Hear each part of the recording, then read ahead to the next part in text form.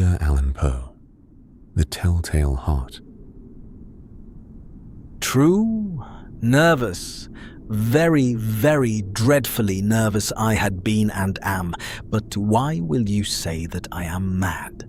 The disease had sharpened my senses, not destroyed, not dulled them. Above all was the sense of hearing acute. I heard all things in the heaven and in the earth. I heard many things in hell. How then am I mad? Hearken and observe how healthily, how calmly I can tell you the whole story. It is impossible to say how first the idea entered my brain, but once conceived, it haunted me day and night. Object there was none. Passion there was none. I loved the old man. He had never wronged me. He had never given me insult. For his gold I had no desire. I think it was his eye. Yes, it was this. One of his eyes resembled that of a vulture, a pale blue eye with a film over it.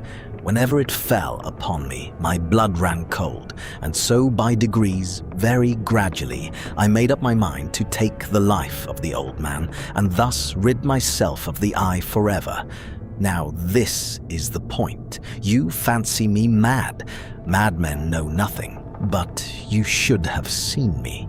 You should have seen how wisely I proceeded, with what caution, with what foresight, with what dissimulation I went to work.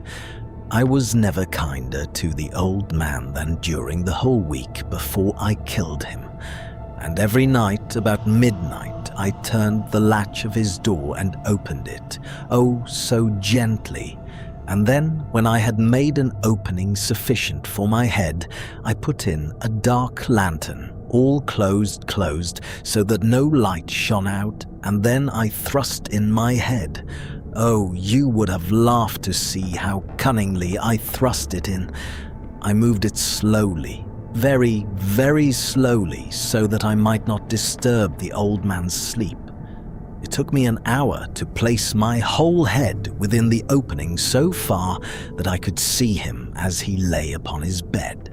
Ah, would a madman have been so wise as this? And then, when my head was well in the room, I undid the lantern cautiously. Oh, so cautiously. Cautiously, for the hinges creaked. I undid it just so much that a single thin ray fell upon the vulture eye, and this I did for 7 long nights, every night just at midnight. But I found the eye always closed, and so it was impossible to do the work, for it was not the old man who vexed me, but his evil eye. And every morning, when the day broke, I went boldly into the chamber and spoke courageously to him, calling him by name in a hearty tone, and inquiring how he had passed the night. So you see, he would have been a very profound old man indeed, to suspect that every night, just at 12, I looked in upon him while he slept. Upon the 8th night, I was more than usually cautious in opening the door. A watch's minute hand moves more quickly than did mine. Never before that night had I felt the extent of my own powers, of my sagacity. I could scarcely contain my feelings of triumph, to think that there I was, opening the door little by little, and he not even to dream of my secret deeds or thoughts. I fairly chuckled at the idea, and perhaps he heard me, for he moved on the bed suddenly, as if startled. Now you may think that I drew back, but no. His room was as black as pitch with the thick darkness, for the shutters were close fastened through fear of robbers, and so I knew that he could not see the opening of the door, and I kept pushing it on steadily. I had my head in, and was about to open the lantern when my thumb slipped upon the tin fastening, and the old man sprang up in the bed, crying out, "Who's there?" I kept quite still and said nothing. For a whole hour I did not move a muscle, and in the meantime I did not hear him lie down. He was still sitting up in the bed listening, just as I have done night after night, hearkening to the death watches in the wall. Presently, I heard a slight groan, and I knew it was the groan of mortal terror. It was not a groan of pain or of grief, oh no.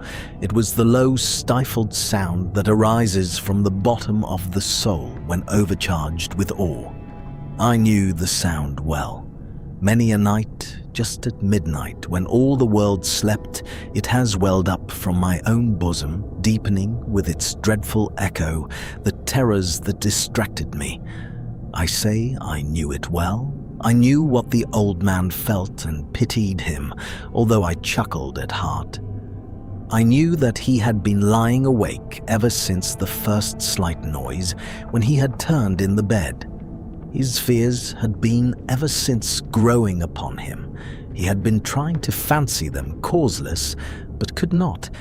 He had been saying to himself, "It is nothing but the wind in the chimney. It is only a mouse crossing the floor, or it is merely a cricket which has made a single chirp."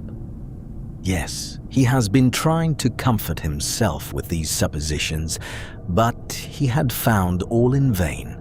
All in vain, because death, in approaching him, had stalked with his black shadow before him and enveloped the victim. And it was the mournful influence of the unperceived shadow that caused him to feel, although he neither saw nor heard, to feel the presence of my head within the room. When I had waited a long time, very patiently, without hearing him lie down, I resolved to open a very, very little crevice in the lantern. So I opened it. You cannot imagine how stealthily, until at length a single dim ray, like the thread of the spider, shot from out the crevice and fell upon the vulture eye. It was open. Wide open, and I grew furious as I gazed upon it. I saw it with perfect distinctness, all a dull blue with a hideous veil over it that chilled the very marrow in my bones.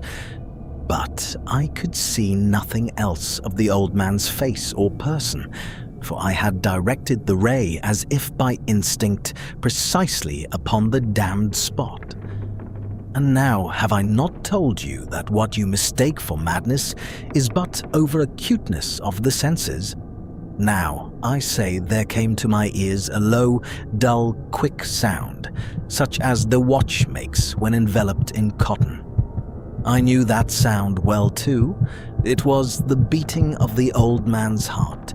It increased my fury, as the beating of a drum stimulates the soldier into courage. But even yet, I refrained and kept still. I scarcely breathed. I held the lantern motionless. I tried how steadily I could maintain the ray upon the eye. Meantime, the hellish tattoo of the heart increased. It grew quicker and louder every instant. The old man's terror must have been extreme. It grew louder, I say, louder every moment. Do you mark me well? I have told you that I am nervous. So I am, and now at the dead hour of the night, amid the dreadful silence of that old house, so strange a noise as this excited me to uncontrollable terror. Yet, for some minutes longer, I refrained and stood still. But the beating grew louder. I thought the heart must burst, and now a new anxiety seized me. The sound would be heard by a neighbor. The old man's hour had come. With a loud yell, I threw open the lantern and leaped into the room. He shrieked once only. In an instant, I dragged him to the floor and pulled the heavy bed over him. I then smiled gaily to find the deed so far done. But for many minutes, the heart beat on with a muffled sound. This, however, did not vex me. It wouldn't be heard through the wall. At length, it ceased. The old man was dead. I removed the bed and examined the corpse. Yes, he was stone dead. I placed my hand upon the heart and held it there many minutes. There was no pulsation. He was stone dead. His eye would trouble me no more. If still you think me mad, you will think so no longer when I describe the wise precautions I took for the concealment of the body. The night waned, and I worked hastily but in silence. First of all, I dismembered the corpse. I cut off the head and the arms and the legs. I then took up 3 planks from the flooring of the chamber and deposited all between the scantlings. I then replaced the boards so cleverly, so cunningly, that no human eye, not even his, could have detected anything wrong. There was nothing to wash out, no stain of any kind, no blood spot whatever. I had been too wary for that. A tub had caught all. Ha! Ha! When I had made an end of these labors, it was 4 o'clock, still dark as midnight. As the bell sounded the hour, there came a knocking at the street door. I went down to open it with a light heart. For what had I now to fear? There entered 3 men who introduced themselves with perfect suavity as officers of the police. A shriek had been heard by a neighbor during the night. Suspicion of foul play had been aroused. Information had been lodged at the police office, and they, the officers, had been deputed to search the premises. I smiled. For what had I to fear? I bade the gentlemen welcome. The shriek, I said, was my own in a dream. The old man I mentioned was absent in the country. I took my visitors all over the house. I bade them search well. I led them at length to his chamber. I showed them his treasures, secure, undisturbed. In the enthusiasm of my confidence, I brought chairs into the room and desired them here to rest from their fatigues, while I myself, in the wild audacity of my perfect triumph, placed my own seat upon the very spot beneath which reposed the corpse of the victim. The officers were satisfied. My manner had convinced them. I was singularly at ease. They sat, and while I answered cheerily, they chatted of familiar things, but ere long I felt myself getting pale and wished them gone. My head ached, and I fancied a ringing in my ears, but still they sat and still chatted. The ringing became more distinct. It continued and became more distinct. I talked more freely to get rid of the feeling, but it continued and gained definitiveness, until at length I found that the noise was not within my ears. No doubt I now grew very pale, but I talked more fluently and with a heightened voice. Yet the sound increased. And what could I do? It was a low, dull, quick sound, much such a sound as a watch makes when enveloped in cotton. I gasped for breath, and yet the officers heard it not. I talked more quickly, more vehemently, but the noise steadily increased. I arose and argued about trifles in a high key and with violent gesticulations, but the noise steadily increased. Why would they not be gone? I paced the floor to and fro with heavy strides, as if excited to fury by the observations of the men, but the noise steadily increased. Oh God, what could I do? I foamed. I raved. I swore. I swung the chair upon which I had been sitting and grated it upon the boards, but the noise arose over all and continually increased. It grew louder, louder, louder, and still the men chatted pleasantly and smiled. Was it possible they heard not? Almighty God! No, they heard. They suspected. They knew. They were making a mockery of my horror. This I thought, and this I think, but anything was better than this agony. Anything was more tolerable than this derision. I could bear those hypocritical smiles no longer. I felt that I must scream or die, and now, again, Again, hark, louder, louder. Villains, I shrieked, dissemble no more, I admit the deed. Tear up the planks, here, here. It's the beating of his hideous heart.